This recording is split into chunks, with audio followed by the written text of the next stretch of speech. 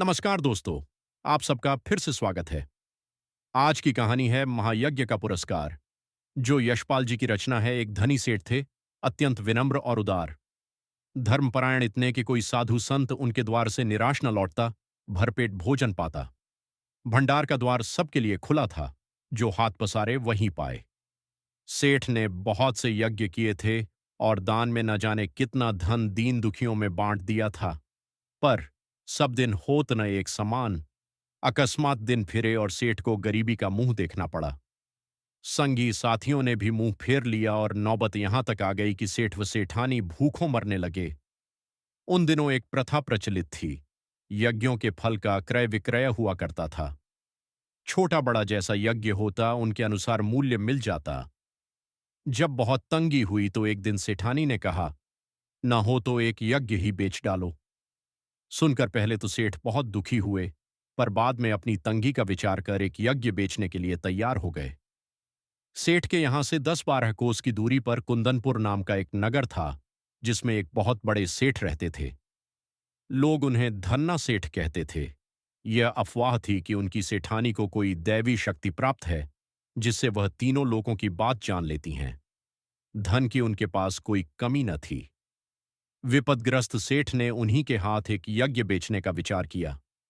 दूर की मंजिल थी, सो सेठानी जैसे तैसे पड़ोसी से थोड़ा सा आटा मांग लाई और रास्ते के लिए 4 मोटी मोटी रोटियां बना पोटली में बांधकर सेठ को दे दी।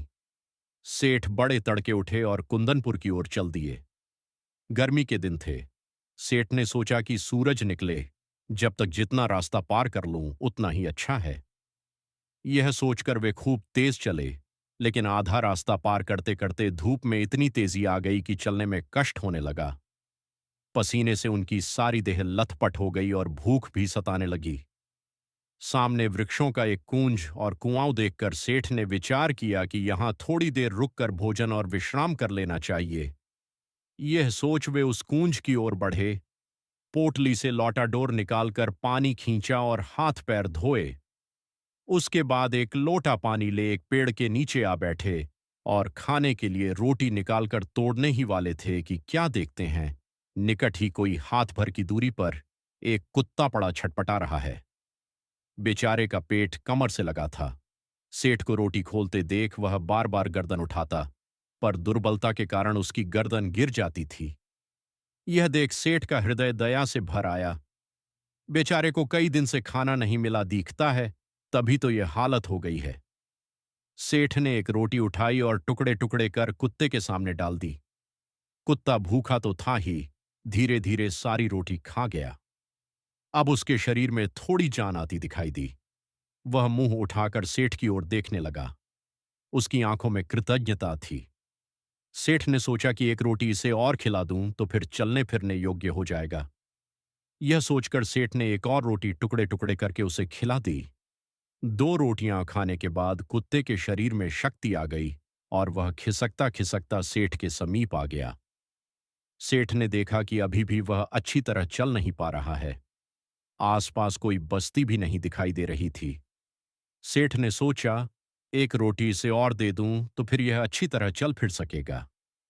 मेरा क्या है, जैसे 2 खाई वैसे एक, थोड़ी देर में कुंदनपुर पहुंच ही जाऊंगा।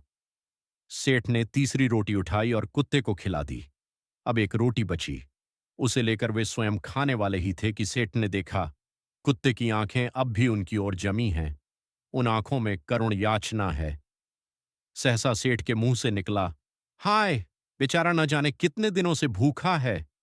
उनके मन में आया, मेरा काम तो पानी से भी चल सकता है।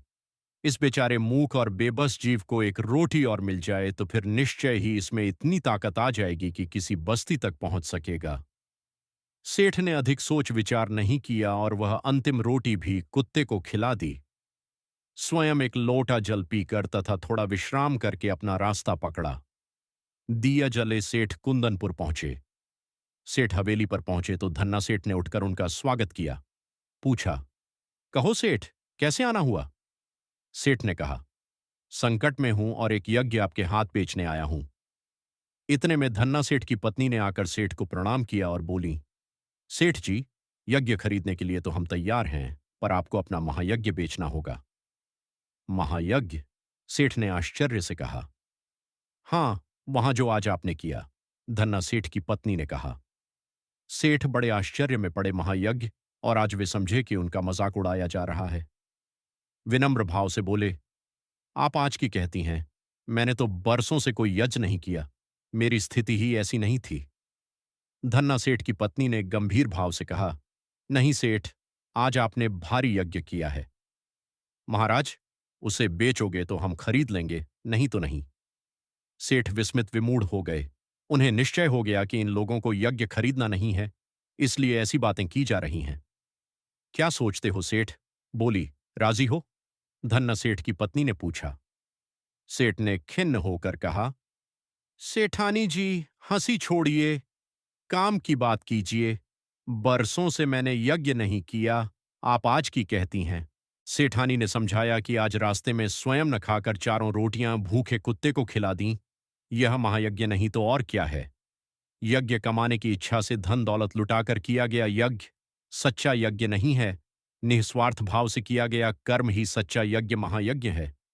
क्या आप इसे बेचने के लिए तैयार हैं? सेठ मानो आसमान से गिरे।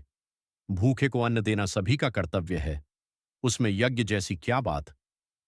क्या विचार है सेठ जी, यह यज्ञ बेचना है कि नहीं? सेठानी ने पूछा। सेठ ने कोई उत्तर नहीं दिया। चुपचाप पोटली उठाई और हवेली से बाहर चले आए। उन्हें मानवोचित कर्तव्य का मूल्य लेना उचित न लगा। कुंदनपुर की धर्मशाला के चबूतरे पर भूखे पेट जैसे तैसे रात बिताकर, पौ फटे वहां से चलकर, अगले दिन शाम को सेठ अपने घर आ पहुंचे।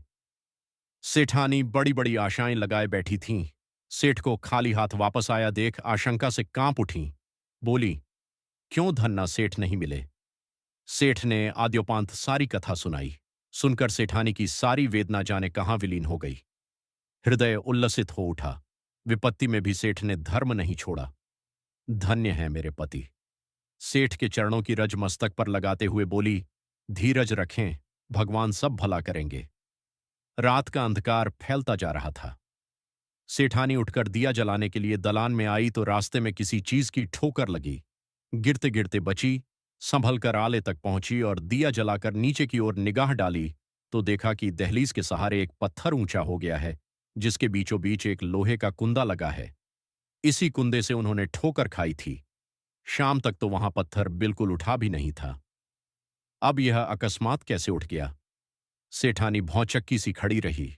फिर सेठ को बुलाकर बोली, देखो तो, यह पत्थर यहां कैसे उठ गया? देखा तो पता चला कि वह तो किसी चीज का ढकना है। आखिर यह माजरा क्या है? सेठ ने कुंदे को पकड़कर खींचा तो पत्थर उठ आया और अंदर जाने के लिए सीढ़ियां निकल आई। सावधानी से सेठ और सेठानी दिया हाथ में लिए उतरे। कुछ सीढ़ियां उतरते ही इतना प्रकाश सामने आया कि उनकी आंखें चौंधी आने लगीं। सेठ ने देखा, वह एक विशाल तहखाना है और जवाहरातों से जगमगा रहा है। देव की इस माया का रहस्य उनकी समझ में नहीं आया। दोनों निस्तब्ध खड़े थे। तभी अदृश्य पर स्पष्ट स्वर में उन्हें सुनाई दिया, ओ सेठ, स्वयं भूखे रहकर, अपना कर्तव्य मानकर प्रसन्नचित तुमने मरणासन्न कुत्ते को चारों रोटियां खिलाकर उसकी जान बचाई। उस महायज्ञ का यह पुरस्कार है। सेठ और सेठानी इस दिव्य वाणी को सुनकर कृतकृत्य हुए। वहीं धरती पर माथा टेककर उन दोनों ने भगवान के चरणों में प्रणाम किया।